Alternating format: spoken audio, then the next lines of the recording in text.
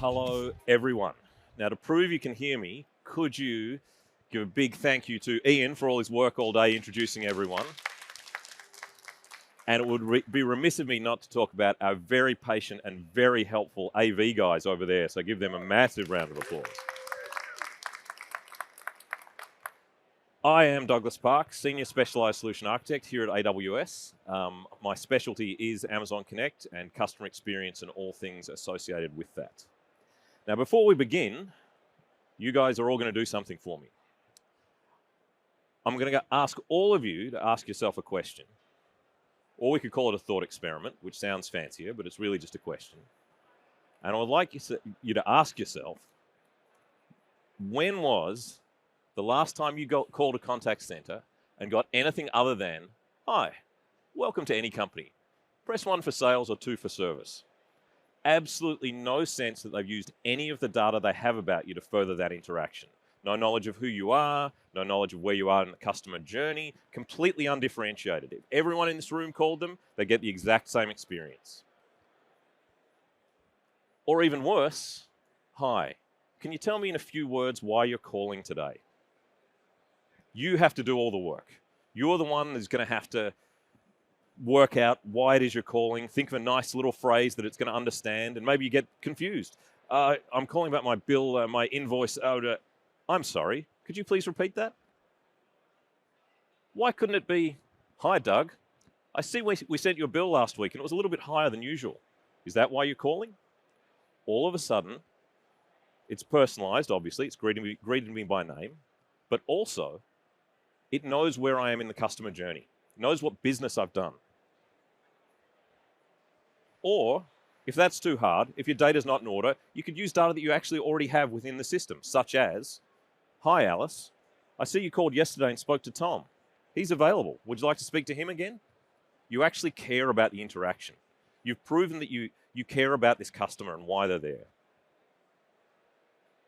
And it doesn't have to be this way.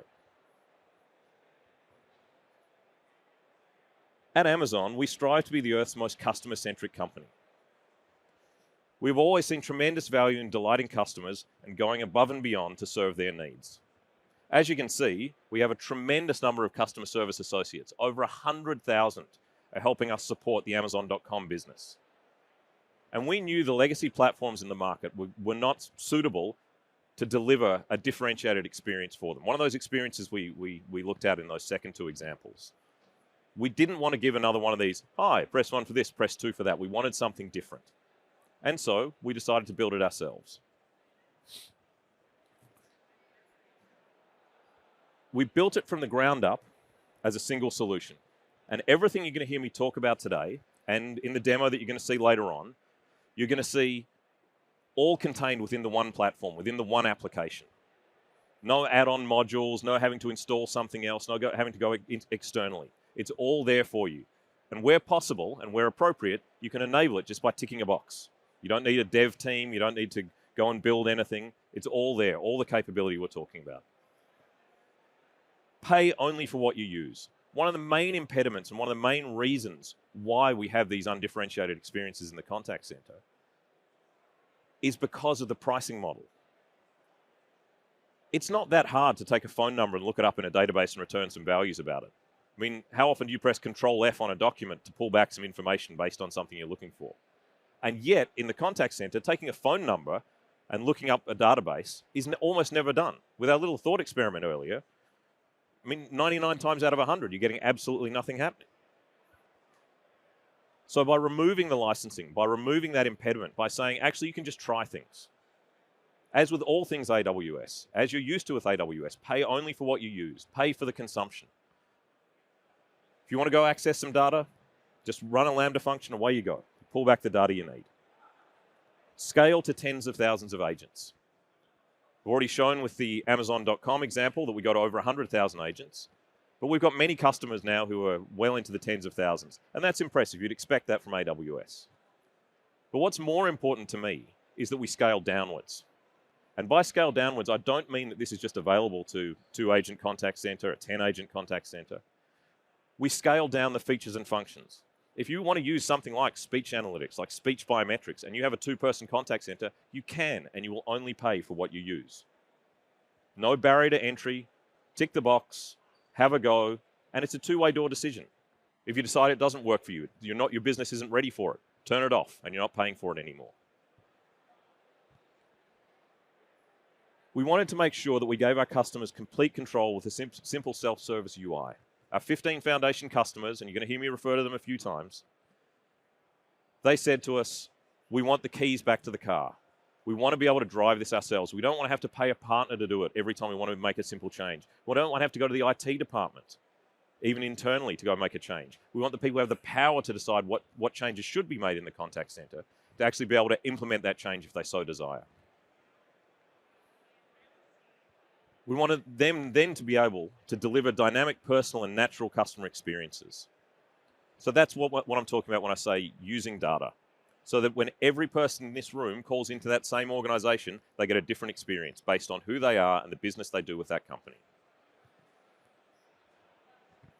And then we're going to improve that productivity with AI and ML at the heart of every interaction. Now, this is not some future state. I'm not saying, hey, in the future, we're going to start implementing AI and ML in the contact center to change things. We're doing this right now. And almost every Amazon Connect customer currently on the platform, you're going to see a heap of them on a slide later on.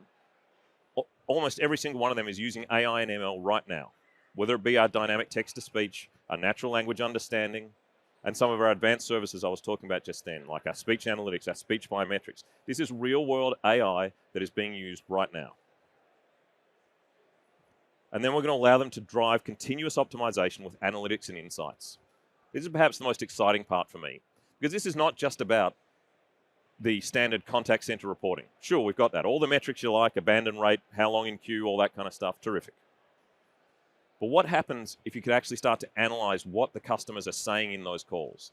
Actually pull out what your customers are saying to you. What makes them happy, what makes them sad. Because if you think about it, for most organizations, the one place where your customers call you up and tell you their needs, wants, and desires, tell you what's upsetting them, what's frustrating them about your organization, is in the contact center. So what happens if you could take every single one of those conversations and instead of just running a survey or something like that, you could actually pull out the keywords, pull out the terms, pull out the sentiment analysis, and make sure that you knew exactly what was happening. So then it gets even more interesting. Because sure, that's a neat party trick. But what happens when you fold that back into the business? You say, okay, let's run an experiment. I'd like to reduce churn. It says in our annual report, we want to reduce churn. All right, let's look across our customers who have churned away from us. What's been their contact profile? Oh, in 30% of cases, they've called us twice in the month leading up, they've questioned their bill, and it's been a negative experience for them. All right, well, what are we going to do about that? Let's go to the billing team. Let's fix it. Let's call anyone who calls us twice in a month, whereby get a team leader or a manager to do it and say, hey, just want to make sure you're super happy with the service you're getting from us. Completely changes how the contact center is seen within the business. Amazon Connect is allowing you to pull the contact center in the main drivetrain of what the business does. So where did it all begin? There we go. So 6 years ago, almost exactly to the day, Amazon Connect was launched to market. We took the platform that we began in 2005 and turned it outwards. And we were very, very focused on transforming the customer experience. That was our main focus. We wanted to get away from that problem I outlined earlier that you've all walked through in your head. We wanted to get rid of that situation where it's just a, hi, welcome to the company, press 1 for this, press 2 for that. And being AWS, we wanted to make it builder-friendly. We wanted to make sure that APIs were built in at every single layer, that you could drive this programmatically, that you could twist it and turn it and make it do what you wanted to do, embed it into your organization and embed it into other AWS services where it made sense. Use of AWS Lambda, and as I say, the APIs, all up and down the platform. And it needs to be open and extensible. These customers' data is their data. It shouldn't be hidden behind some proprietary format. It shouldn't be hidden behind some license or connector that they have to pay for. It's their data. They've generated it, have access to it, sitting in an S3 bucket. Stream it with Kinesis out to where you need it to go. Put it into a BI tool. Make the data sit up and beg. But over those 6 years, our customers have said to us, we want more from you. Yes, this is terrific. We've really enjoyed using the platform. But it needs to be omni-channel. You need to add more channels. So we've added asynchronous chat and tasks. Asynchronous chat allows you to plug in whatever that text interaction is you want, whether it's web chat, whether it's SMS, and the list goes on, all the messaging channels that we're all familiar with. We need to have that using the same flows, using the same routing engine, using the same reporting, using the same agent occupancy to actually allow you to drive your business and meet your customers where they want to be met. Help us empower our agents. Now, you're going to see this in the demo later on. So much more focus on agents now. Make sure that they have the data they need that's relevant in real time, both about the customer, but also what the customer's saying in real time. And the demo is really going to flesh that out. And critically, the analytics, insights, and optimization go further. Do more for us. We want the insights provided to us, pushed to us. And you're going to see some of that as well to make sure that we know we're not just giving you the data and just leaving it sitting in front of you saying, well, you sort it out. Actually saying, well, this is what pops out of the data. This is what this says about your business. And delivery of a personalized customer experience every time requires that contact centers can rapidly innovate to adapting needs and can scale solutions quickly to improve the customer experience and better manage costs. Contact center leaders need access to insights and tools that make it easier to predict and manage contact volumes, improve self-service effectiveness and agent productivity, and increase customer satisfaction. So let's take a look at who's actually doing this. And it's an impressive slide. Some massive logos there. Many of them local, across all kinds of verticals. You've got FinServe, you've got public sector, you've got telco, you've got retail, media, massive organizations, all taking advantage of this. And we're going to look at a later slide about why they say they took advantage of it. And that's the thing that's most interesting, I think, of this whole presentation, this slide later on, but we'll get to that. Because I want to talk about some of the functions we've released recently and over the last 5 years that really take the contact center from just being an interesting place where you route a bunch of calls or interactions to a bunch of agents and actually superpower every level of it. So we begin with Amazon Connect customer profiles. Again, our 15 foundation customers said to us, we have a CRM. We have Salesforce. We've got Zendesk. That's where we keep our customer data. Leverage that. Absolutely, no problem. And we'll continue to do that. We'll always do that. Keep your data there. People will call in. We'll look it up. Return values about it. Terrific. But over the next 5 years, we had customers come to us and say, we don't have a CRM. We've only got a billing platform. Or we don't even have a billing platform. Or even more commonly, we got 5 CRMs through acquisitions, through poor choices, maybe not poor choices, but business choices. I don't want to judge. So help us. All right. We'll provide within Amazon Connect the ability to go and pull data from other places, pull pertinent data just about the customer interaction so that we can use that in the platform for routing and also for popping to the agent. So the agent knows the pertinent data that could be from multiple sources. When customers say to us, our agents don't know where to look, well, we can make sure we've pulled all that data and pulled it into one spot, pop it up onto the agent screen, or route that customer to the right place based on that data. And it's terrific that we can identify who the customer is, but what happens if we could authenticate them? Because the difference between identification and authentication is, I think it's Doug calling because it's his phone number, so I'll make an assumption about it. But what happens if using speech biometrics, using Amazon Connect Voice ID, and I'm able to say, I know it's Doug calling? That enables a much, much larger scope of what I can do confidently about the predictions I can make and how I can help serve Doug. With Amazon Connect Flows, it's a powerful orchestration layer, all GUI-based, drag and drop, business user kind of level, where you can start to pull in all those tools I'm talking about. Look up what's happening in customer profiles, see if they're authenticated using Voice ID, make some routing decisions, give them some natural language understanding, a chatbot experience. Whatever it is that the business wants, they can all do that through these flows where they can just pull this in and out. And these flows work across every single channel. You don't have chat flows and voice flows. It's the same logic. And this is critical when it comes to reporting. and agent occupancy, making sure that you know exactly which contact is going where and which agent has which contact. Oh, 2, omni-channel. You need to make sure, or we were told, you need to help us meet our customers where they are. And that's going to be different for every business. There's going to be chat, obviously. There's going to be voice. Voice refuses to die. I've been attending presentations for the last 20 years saying voice is dying. Voice, people still love voice. The stats prove it wrong. And once we have that asynchronous chat, those tasks where we've opened up our routing engine so you can push any data you like or any work you like to an agent and voice, you need to make sure that you can schedule the right resources to be there. And that's where our forecasting, capacity planning, and scheduling comes in. Make sure that you can forecast for your business across the year for the peaks and troughs to make sure that you have the right resources, you're hiring the right people, you're training them at the right time, and you're scheduling them to be on, and then when they're actually on, that they are actually on, that you're adhering to that schedule. But maybe you want to talk to your customers. Maybe you want to reach out to them. And that's where our outbound campaigns come in. It's not just predictive and progressive dialing. Absolutely you can do that, but you can do more. We're talking about orchestrating a campaign of contact across not only voice, but SMS, email, and in-app push notifications. So that you can start to orchestrate out, well, I tried to call, and then I sent an SMS, and then a day later I sent an email, and then I called again. However it is you want to run that for collections purposes, for sales purposes, for service purposes, that you're able to reach out to your customers in a way that suits them at the right time.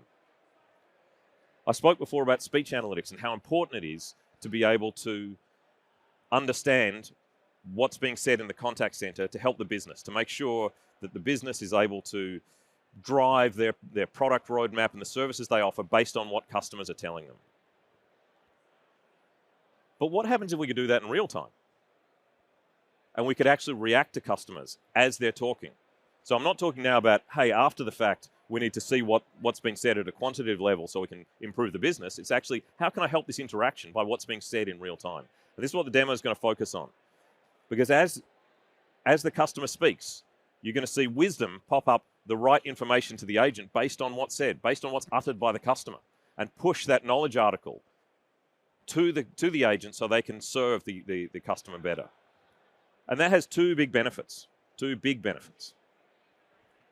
One is to reduce the time to competency for new agents. You can get them on the phones, working better, serving customers faster because they have the articles they need and the data they need to actually serve that customer's question. And also, it's going to help your existing agents when they're working on tasks they don't often do. You know, it only comes up every so often, or you want to update that. During COVID times was a perfect example during our with our public sector customers, where many of them were reacting to changes in government legislation on an almost daily basis, being able to push out that information to agents without having to run big training briefings or anything like that. Up it comes. And last and certainly not least is Amazon Connect cases. A lot of times in the contact center, we focus on individual interactions. We focus on saying, have we got first contact resolution? Have we solved this customer's problem? As customers, though, as private individuals calling into organizations, we know sometimes it takes multiple interactions to solve a problem. This isn't an individual interaction. Cases is tying together those multiple interactions around a single customer issue to say, these two calls and this web chat was all about that same issue for the customer. And we need to be able to track that, report on it, and make sure it was resolved. But I promised a demo. So we're going to see that. We're going to begin with some animation. And what we're going to see, first of all, is the flow of the call coming in, being answered. There's going to be a little bit of interaction, and I'll talk through what happens as it goes.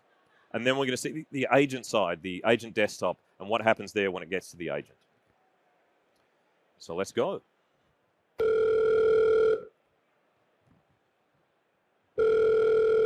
Hi, Douglas. Great to hear from you again. I see you have a flight booked with us to France next Tuesday. Is that why you are calling? Okay, so we saw the call being answered, and whilst the ringback's going on, that's AWS Lambda going off to the CRM to pull back information about this customer. And they found that it is, in fact, me, Douglas. and that I have a flight booked to France next Tuesday. Is that why I'm calling? Simple business logic. Most times when someone's got a flight booking in train, that's why they're calling. Not railroading anyone. And what you're listening to there is the magnificent Olivia, a neural text-to-speech persona from Amazon Polly, which is available as part of Amazon Connect at no cost, all included. Love Olivia. So let's hear from the customer. Yes, it is. Is it a flight change? Or would you prefer to talk to someone? So we've moved there from dynamic text-to-speech with Olivia into Amazon Lex, which is our natural language understanding service. So Lex is understanding that I've said yes. Then, again, with business logic, is it a flight change? Because if you're calling about an existing flight, that's usually why you call in. Again, we haven't railroaded the customer, and Lex will again listen to the answer. I'd rather talk to someone. Okay, I'll get someone for you right now. I've got to say, it's a magnificent performance by me, I think. Really, in the method, I think there. We're now going to flip over, as promised, to the agent desktop. So you'll see with the agent desktop, the call's going to come in. It's going to be answered. Customer profiles are going to be popped onto the screen. So the agent is you're going to see the agent's view of the customer. The customer's then going to say something, because at this point, we don't know what the customer wants. Going to say it, and then you're going to see the knowledge article being recommended to the agent. They're then going to click on, and we'll talk through what's happened.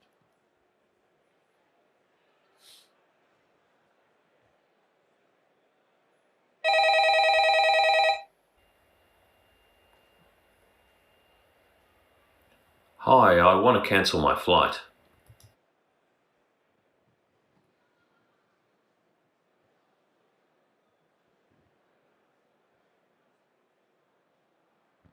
So we can see here already that the agent has spotted the two articles that have been recommended and then clicked on the appropriate one to have the information they need on that policy that can be read back to the customer, explained to the customer, ready for them. Additionally, you can see in the top right hand here, we've got a search function for the agent as well. If the AI has not accurately gauged which policy is appropriate, again, using natural language search function, the agent can look up different knowledge articles. But the one extra thing I want to show you is at the point where the agent hung up on the call, you can see a transcription has been given to the agent. It doesn't have to be given to the agent; it'll go into the back-end data store anyway, into S3. But you'll see the word issue has just been highlighted there next to "Hi, I want to cancel my flight." Now you can make rules. You can set up rules. And perhaps this is an aging reference now, but what Donald Rumsfeld called known unknowns, where you can say, I'm looking for these things. I want to know competitor mentions. I want to know when someone says these things or anything like that. Definitely giving away my age with the Donald Rumsfeld reference. But then there's the unknown unknowns, and that's what we do for you. You don't have to tell it what the issues are. You don't have to tell Amazon Connect. It will automatically categorize that as the issue. So now you're able to look through and say, tell me all the issues that have been in my contact center, and pull that data out and feed that back into the business.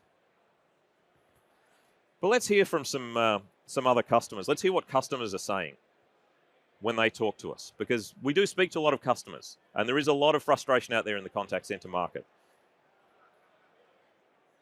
And the common questions we hear: how can I innovate on the customer experience? How do I improve CSAT and NPS? How do I introduce AI and ML in a meaningful way? How can I pilot new concepts? How do I optimize CX whilst also optimizing costs? I've touched on every single one of these points today. We could walk through them all. Unfortunately, we don't have time. But we reduce costs by you only paying for what you use, by allowing you to try things. AI and ML is already introduced in a meaningful way. We just saw it there, the text-to-speech, the wisdom recommendation, all available to you. I hope these questions resonate with you, and I'd love to hear more after this. If you've got any, I'll be around. I'd love to hear your views on what you're doing with your organization. But I said before there was a really important slide coming up, and I think this one is critically important. And it's about those customers, that slide of customers with all those logos on it. Because our friends at Gartner, they went out and asked a whole lot of our customers, Why did you purchase Amazon Connect? Why did you decide that this was the right platform for you? And it excites me, actually excites me, that the answer they gave back in 66% of cases was to drive innovation. We don't want, hi, welcome to the company, press 1 for this, press 2 for that anymore. We don't want it. We're sick of it. 30, 40 years of stasis in the contact center. Doesn't have to be this way. And so they chose us because they could tell we were the platform who could deliver that for them. So what can you do about it? Well, you can learn how Amazon Connect makes it easier for organizations to innovate faster, to improve their customer experience, empower supervisors and staff, and better manage costs, all in just a few clicks by jumping on the AWS console. There's a free tier for Amazon Connect. You can spin up an instance in literally 5 minutes. That's all it will take you. You'll have a phone number, you have contact flows, you'll have an agent desktop. That agent desktop you saw there, you can call in, answer it. All the infrastructure is there. All the undifferentiated heavy lifting is taken away. All of the critical path. The only thing you need to think about is, how do I want to configure my customer experience? Thank you so much for listening. I really enjoyed presenting to you. I hope this was interesting to you. Please do fill out the survey because we love feedback. We want to know what we can do better. And I really hope you've enjoyed the Sydney Summit. It's been a wonderful experience. Thank you very much.